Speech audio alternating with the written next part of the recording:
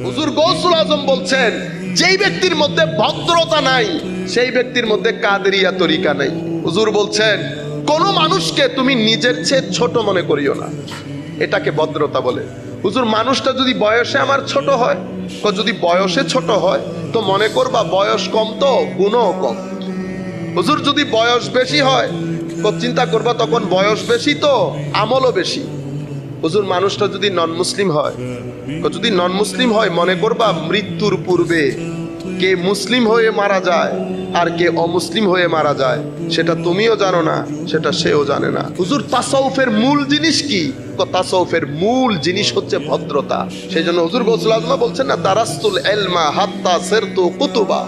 ইলম শিখতে শিখতে আমি কুতুব হয়ে গেছি। কোন ইলম শিখেছে? একটা ব্রেইনের ইলম, একটা কলবের ইলম। আমরা বর্তমানে মাদ্রাসা শিক্ষার মধ্যেও আমরা কলবের ইলমটা বন্ধ করে দিয়েছি।